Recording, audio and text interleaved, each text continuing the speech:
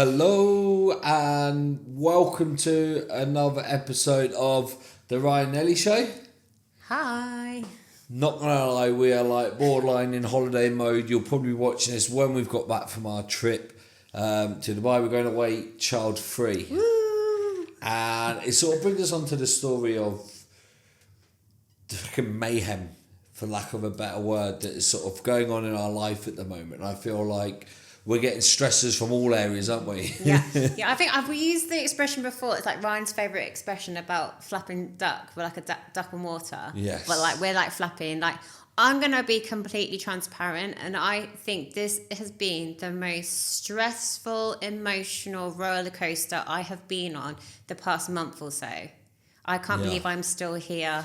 Yeah. Talking. It's come from all different angles. I think we've had it with personal life, with things going on behind the scenes with work. We've had Alfie, our doggy. Oh yeah, Alfie, bless him, he hasn't been well at all. It's just been, I think it's just, we felt like we've had the shit stick, and I think it'd be easy for us to sort of, I don't like saying victim mindset, but probably have fallen for victim mindset and also hit the just fuck it button, which is where I think we find a lot of clients have fallen in the past when they've been on like on a wagon, so to speak. You know, we've talked a lot about lifestyle in our previous podcasts, and that sort of could have been prominent for us right now.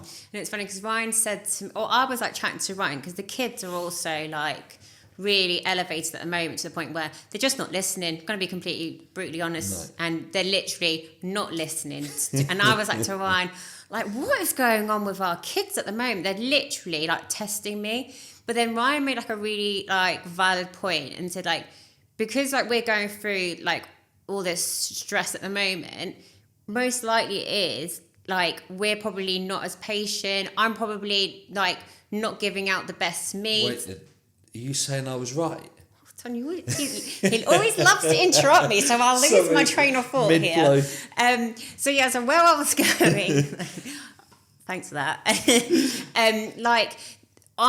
probably, and you, because we're both the same. Yeah, we probably both are less patient with the kids because, like, you know, we are, like, I think mentally drained, that we probably are a little bit snappy to them, and maybe it's a combination of both. Like they aren't listening, but they're probably, I'm wondering if like they're kind of like feeding like our emotions as well. And that's why, like, you know, we do always talk about, you know, making sure that you put your needs as a priority as well, so then everyone experiences the best you. But we just thought we would kind of be transparent about what's going on with our life at the moment and how we're feeling. And mine's like really trying hard not to be in holiday mode right now, aren't you? Yeah, because I think like we had, you know, put in perspective, Ethan May, our 10-year-old, bless her, we were told we were hated on the weekend, you know, and I don't think she's ever said that before. Like, she would just hit, I think it was like red mode, didn't know what she's saying, didn't know what she's doing, you know, and it was literally like we've had to take her tablet, take her social media, take everything away from her. And then we have this guilt because it's the weekend and she's now isolated from her friends, so she can't communicate with them because they used to communicate in the way they do. We're then feeling bad, and maybe an hour later she comes into our room with a letter like apologising. And then she draws me a giraffe because she knows that I love a giraffe, and it literally it's all forgotten. Yeah, like literally. You can go to youth club. No, we didn't say that. But like, you know, we're now then trying to reinforce, actually, we need to be firm with what we're saying as well. So it is that constant battle, isn't it? But then, like, I don't know why I'm about to laugh, but you know the memes that are going around on, I don't know if you see it on our reels, like newsfeed are so different. But like on my like Instagram reels, I'm seeing a lot of like second child, and then it's like they literally don't give a fuck. Yeah. Oh, excuse my swearing. Yeah, but literally, that is Neve. Literally, she is like, we tell her off. She looks at her sister, and she may as well just go, so. I'm and doing they both burst out laughing, and I'm just like, hold it together. Like, I am like trying so hard here to be patient. And then, yeah, and with Neve, bless, you tell her something 5 times, you eventually shout. She then cries because you shout, and you're like, I didn't want to shout. Anyway, it's been chaotic, hasn't it? And I think that it sort of links a little bit to today's sort of topic that we wanted to cover, which was weight fluctuations. And part of the reason why we wanted to cover this is because I would say a vast majority of our clients will have some sort of goal of weight in mind. And it's not saying that everyone wants to lose weight, because they don't, but they have an idea in their head of a weight that they'd like to be, would you say? Yeah, 100%. And weight is something that can always change, that can fluctuate on various number of things. And, you know, I know that, like, my weight was up last week. I definitely think it was as an information response to various stress. different things that we've been going through, stress, and sleep. that's how, like, we're so different. Yes. Oh, was that it? No, and that's where our bodies do, like he said, our bodies do respond differently, and it's being aware that, you know, I think from our side, when we're looking at weight fluctuations, and if you're somebody that has a weight loss goal in mind, we talk about, like, having a healthy approach. It is okay to have a weight loss goal, and in fact, if you're someone who is overweight, a weight loss goal is something to keep you motivated, something to keep you accountable. Most people who are overweight and it's an unhealthy weight know that if you were to lower your weight, it's going to improve all your health markers. We would always say, like, you know, like we said from podcast number 1 and in our 9 years of coaching, we always want weight loss to be a byproduct of you living a happy, healthier life, but it's also recognizing that there's going to be peaks and troughs, and we wanted to sort of cover some of the reasons why you may see fluctuations and also how to deal with them as well, because I think that's quite important, isn't it? Yeah, absolutely. Because, like, I think as well, I forgot what I was going to say. Well, I keep, like, having these brain farts on these podcasts, real life. No, what I was going to say is, like, we'll be completely honest, like, using weight is one of many variables that we do use with our clients. But the thing is, what we do is, because we just like to keep a trend, like we love looking at numbers and data, is like, for example, I was doing a check-in form with one of our clients today, and she like had put in her weight and it was sort of like maintaining, and then she had a question mark saying, like, am I losing weight at the right sort of speed? And then I looked at, like, her, like, when her starting weight, and, like, yeah, she's lost like 5 pounds. But then also when I looked down on this thing was, like, her score for, like, sleep was really low. Her score for energy was really low, and her digestion, she talked about how she's actually become irregular. So these are like the variables that we look at when we are looking at someone's weight and patterns. Is these are just kind of many of the factors that we'll be discussing on this podcast today, is like things that can impact like how much you weigh on the scales. And before we go into gender specific, we just like start off like, which can impact everyone, and you touched on stress. Is stress can be one variable. If your stress levels are high, could actually impact your weight in 2 directions. Yes. Because that's how, like, we're so different. 100%. I find that when I'm really stressed, I definitely notice a correlation where I actually have really bad bowels, and I literally, like, I mean, I have like issues with my bowels anyway, but I find that when I am feeling like sort of symptoms of anxiety, what are you laughing at? Is this going to be like a TMI? No, you said issues with your bowels. I was going to like, that's not all she's got issues with. Well, for today's chapter, we're going to discuss my bowels, and I'm not really going to discuss my bowels, but like, I literally can't stomach food. Yeah. And so I actually see a drop in my weight. But for like Ryan, when he's stressed, I'm a stress eater, which then causes me to gain weight. But even last week, inflammation. Yeah, I had inflammation in my legs, in my hands, and I think we also show stress differently as well, because I will, in my mind, I don't think I'm stressed, but my body's telling me I'm stressed, and that's my sort of way. And that's another thing, is sort of recognizing with your body how it responds and deals with different situations. Because if someone asked me last week, was I stressed? I was like, not really. Yes, I had a negative impact on my sleep, but I didn't think I was stressed. However, I know now, looking back, calmer mind, calmer, different aura, different vibes. I definitely was in a state of stress. Even people said, your face is so different. People were like, how you look knackered. I was like, thanks for that. I felt all right until you said that. So, you know, it is becoming aware. Stress is a huge one. You know, there's so many strategies and tools that we can cover to help manage stress. But one of the things that we would say is, if you know that you're stressed, you've got 2 choices. either to hop on the scales but take it with a pinch of salt, or don't get on the scales. You know, it's one of them things that we talk a lot about with clients, that how did you feel before you hopped on the scales, because they aren't the be all and end all of things, but being aware of how your body deals with stress can make a huge difference, because it then means, I've gained or I've lost 5 pounds in a week.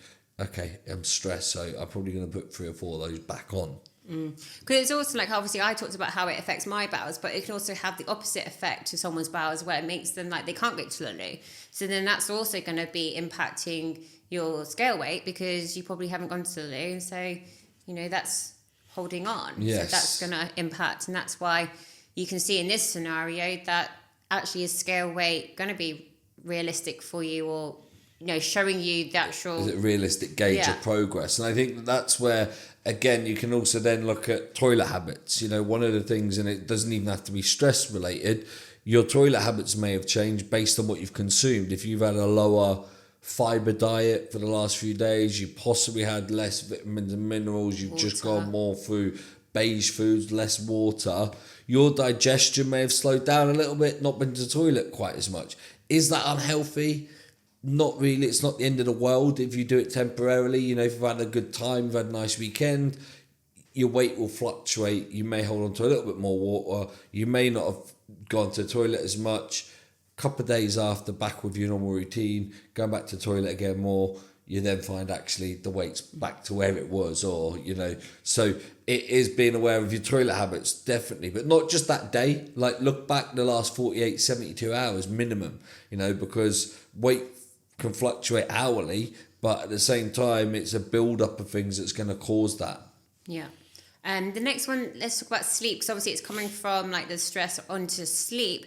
And like, obviously we've mentioned about sleep, how important it is, you know, for many reasons, but like, you know, for your body to have its rest, and for your like body functions to do what they need to do as well. So like our sleep is like really impactful in terms of how much you weigh. Yeah, we've seen clients that will change next to nothing else on purpose and just prioritize their sleep. And it doesn't, you know, we're not, you must get 8 hours. But if you're someone who's currently like struggling, you're getting 5 hours or under 6 hours, and you think, you know what, I'm going to make a conscious effort to try and get between 6.5 to 8 hours, which should be optimal. You know, ideally we're pushing closer to that 8. Slightly hypocritical saying that, but pushing towards that 8 hours of sleep, you will notice a significant difference in the physical results you will get. Now, there's a number of reasons behind it. One of them is hormonal, 100%. You know, your hormones are going to be firing much better. You will perform better. Another one is you will have more energy day to day. You might not wake up absolutely bouncing off the walls, but you will be doing more without thinking about it. So it's not like a magic fix, but the knock-on effect just from building that foundation of prioritizing your sleep is huge. Well, like, look at us this weekend, like on Saturday to Sunday, kind of we had like a slight lie. And I know you woke up originally, but then you fell back to sleep. And Ryan won't mind me saying, if you've noticed on the previous podcast, Ryan's eyes. Sorry. If you hadn't, they were really like this. Puffy. And I just think it was like, obviously we talked about the stresses that we've been going through the last like few weeks. And it really had, although you said that you didn't feel the stress, but it was having a knock-on effect on you, like how you were looking. And we always talked about your sleep has not been the best, and it hasn't been the best lately. But then we slept so well Saturday to Sunday. We hadn't had any alcohol, and it's like as if your face is looking so different that I just think it's made. Do you fancy me now then? I've always fancied you, but like, have you noticed a difference? Because you said that your weight had gone up. Yes. Has your weight come back down? No, wait, it's still not back down where it was, but yeah. But obviously one night's not going to be a magic cure, but you can see how, like, you know, the relevance that we're talking, like, because you literally living that, like, prime example. Yeah, definitely. I need to not say 100%. But yeah, and that does make a huge difference.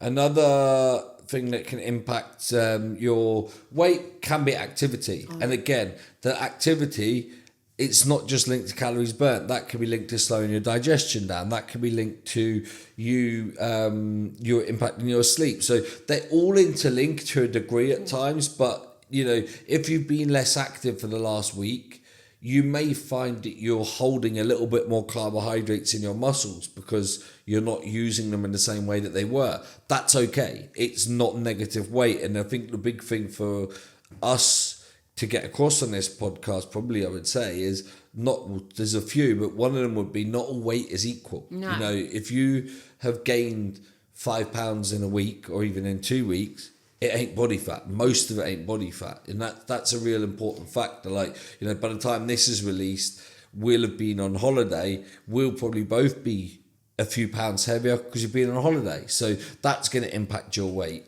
Yeah, and what actually I was going to say, because you mentioned about activity, is like training. So say, for example, if you're going to the gym, you're hitting weights and you're training at like a high intensity, most likely, say if you've done like a heavy legs workout, most likely that your legs maybe got a little bit of inflammation, you're most likely going to weigh more the next day. Like I definitely noticed last week, I think the last couple of weeks I picked up my training intensity with like the triathlon training.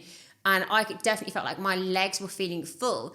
And then I did track my weight, and my weight was up. And I remember saying, gee, like my weight's really up. And you were saying like you're stressed, but like you're saying like how, you know, my training intensity had increased. And so for me, I was like, I need to make sure like I'm drinking like more water to help. And then it's just come back down. So, you know, it's also, that's also another factor to consider. Yeah, and that weight, that inflammation isn't a bad thing. It's part of the recovery process, and that's where it is something to be aware of. And then touching on the weight, because I think it's important to sort of go over it again, because if you haven't watched our previous podcast, there's different ways of looking at your weight and being aware of it. And it's we always say about trends. Everyone is different on how often they'll weigh themselves. And, you know, for us, it's not about one rule fits all in terms of how often we should weigh ourselves. It's important to recognize the effect that the number has on you and your mind. So, for example, like me and Elly can weigh ourselves most days. We have clients that weigh themselves most days because it has no bearing on how they feel or the actions they'll take each day. They just like it to see trends, to become more aware. It gives them more data on their body, how it's responding to things. However, if you are somebody who has battled with weight for years and years and years, and it's going to frustrate you or annoy you if you feel like you've been really good and all of a sudden, shit, I've gained a bit of weight, we would be like, actually, less often is better. Yeah, I can obviously, like I've definitely been someone in the past who's been so fixated on my weight, and sometimes like I'll be like honest, like I have it every now and then, like depending on how I'm feeling myself, like I feel as if like that trait comes. Do you remember years ago I had to hide the scales from you? Yeah, but like I definitely sometimes can feel that side of me coming back out, so I soon have to quickly just like shut it down, and then I just have like a break from stepping on the scales because I go by like how I'm feeling. You know, so that's what's really important. But yeah, it's like definitely recognizing your personality, but it's like how it makes you feel, not personality, but recognizing your emotions and kind of like what's the emotion you feel after you step on the scale versus how you were feeling before you stepped on the scale. And if you're finding there's a change to your mood based on whatever number you've seen, then that's when I would kind of like question, do you need to be weighing yourself? Yeah, and looking even like over the last few days or weeks before you hop on them, is it a sensible time for you to do it? Like, you know, we've lost count of the number of people we've worked with, but also just converse with, who get back on holiday or they've had a really heavy weekend, come on the scales and then they're pissed off, and we're like, have you just had a good time? Like, if you've had a good time and you gained a few pounds, it was well worth it. So it's important to sort of recognise that actually, do you know what? It is, your weight is going to change when you have those types of times. Yeah. But embrace it. You know, don't be, you know, we aren't robots and we need to enjoy ourselves. We're here for a good time, not a long time. And we shouldn't allow a number on the scales to stop us from having that enjoyment, and also take away from those happy memories as soon as you get back from them, you know.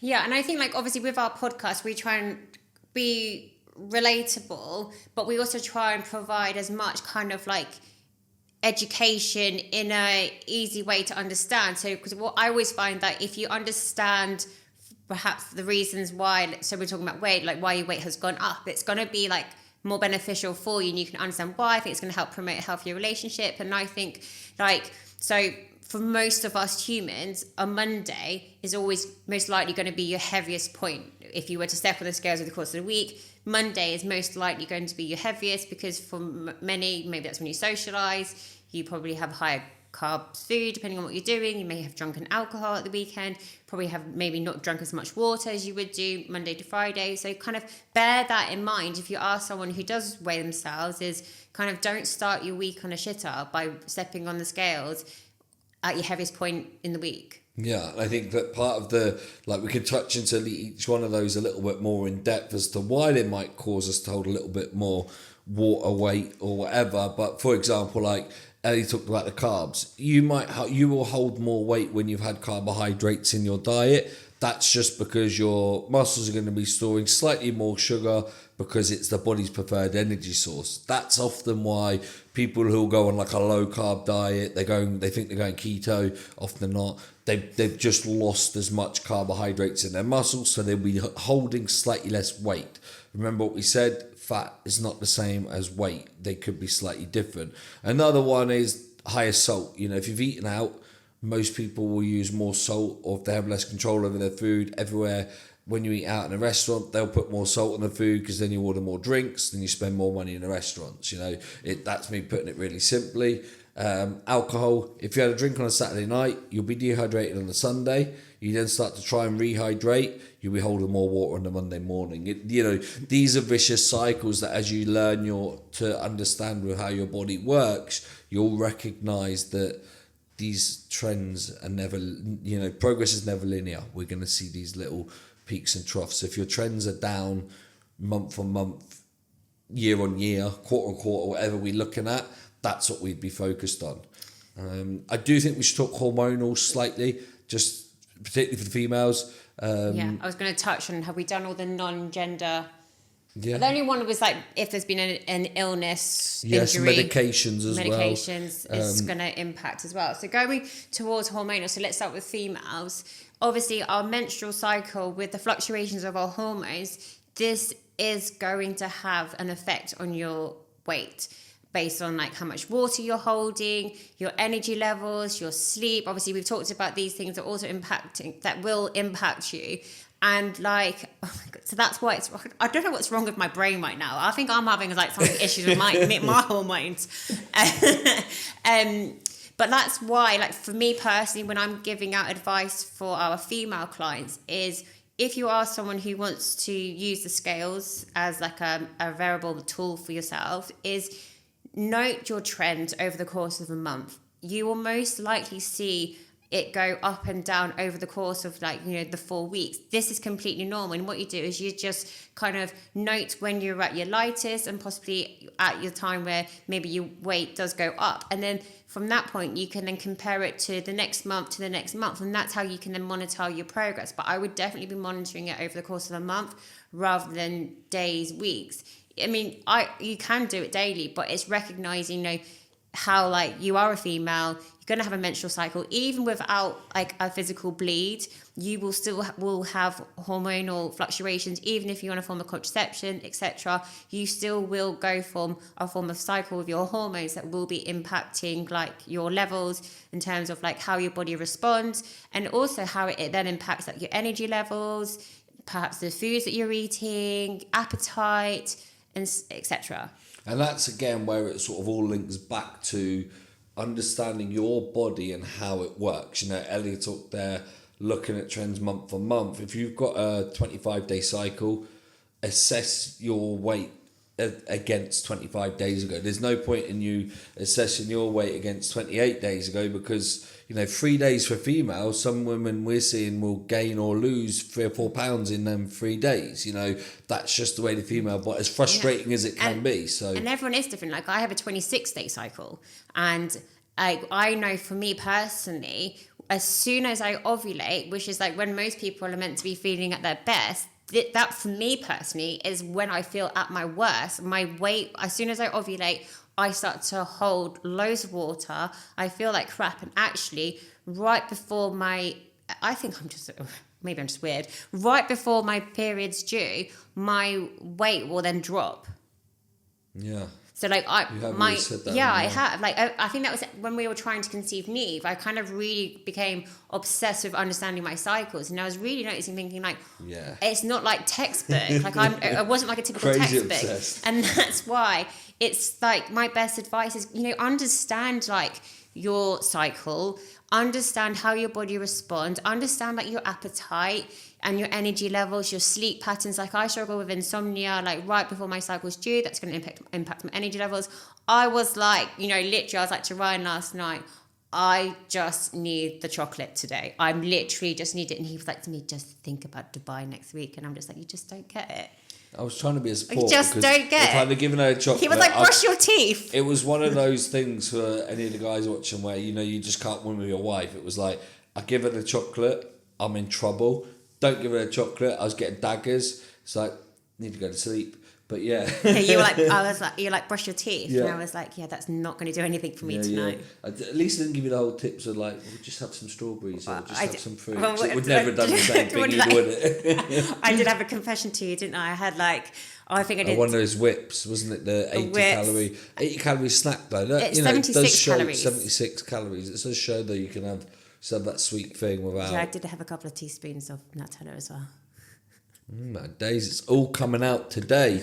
Anyway, back to, and then from a male perspective in terms of hormones, I don't know if you really. No, I mean, men, again, you know, if everyone's you know, different. Yeah, but if you notice a drastic change in trends, it is something to go and get checked out. You know, like men, for example, if you suddenly notice you start piling on weight, you know, and you can start to notice it. I think we have this line of thought, and it's not all GPs are not all the same, but they're very quick to go down the route of, well, let's look at thyroid or let's just look at activity. But if you have changed nothing else, you've always been active or sedentary, whatever, nothing else has changed, and you do notice a significant trend in changing your weight, I would be asking to get your testosterone levels checked, you know, and that is purely because a lot of men in their 30s and 40s are walking around with low testosterone undiagnosed because doctors are reluctant to test for it. It's much easier to say the diet needs to improve. Most people know if they need to improve their diet, but that shouldn't mean your weight drastically goes up or down. It can go up, it can go down. A lot of the time it tends to go up. You know, they notice they've gained weight, they've got less energy, they've got their mood slumped. I would then be like, right, let's get your hormones tested. And that's why we actually have it as part of our program, because we're finding a lot of men with low testosterone when they first start out with us. And it's not to say that it stays low forever. Lifestyle adaptations can make a huge difference. But what it does do is give you data on where your body is at right now and versus where it should be. And it just helps you then do things and implement things to strategize so that we can get it to where it should be based on your age and any other health conditions you may or may not have. Yeah, and I think actually just touching on that, I think that's relatable to both, to everyone, is that if you have noticed like, you know, a significant change in weight, whether it's, you know, increased or you have lost a significant number of pounds. Yeah. What's wrong with me? Because I think that we like see it's that. really important to kind of like, you know, like Ryan said, if you know, for example, nothing has changed in your lifestyle, it's definitely worth going to your GP, explaining to them like what's happened, just so they can do the right tests to just to kind of ensure there's nothing like going on in your body. Because we see that a lot where, you know, and it's not knocking these people because people are only suggesting what they've seen, but you see it a lot in like the local like Facebook groups. There's people ask anonymous post, I've just gained loads of weight, I've climbed 3 dress sizes or trouser sizes, whatever, what should I do? And it's always very strict diet, training, people suggesting trainers, coaches, stuff like that, and you know they can help 100%. But my first thought is if it's a drastic change and you have changed nothing else in your life, there's probably a health related thing that could be looked at as well. Okay, so we're not saying that improving nutritional habits won't help, activity won't help, because they'll definitely help, but it is also to be aware that there are probably a number of underlying health conditions that could be missed by you thinking you need to drastically exercise or drastically cut your nutrition. And I think that was it from a weight fluctuation perspective. And I hope that this has been informative. We hope that it has been helpful, because I feel like it's something that we expect, and it's easy to see like a before and after photo of somebody who's lost loads of weight, seen amazing progress, but it's also to recognize that most of those people would have had fluctuations during that time anyway, and it's how we deal with those fluctuations in order to get us feeling good. 100%. And on that note, if you do have any questions, we would like to see more viewers' questions. We would like to see more comments. If you've got a selfie video, 15 seconds of you asking a question, we will get more viewers' questions in future podcasts. But other than that, we're going to love yous and leave yous. See ya. Cheesy wave.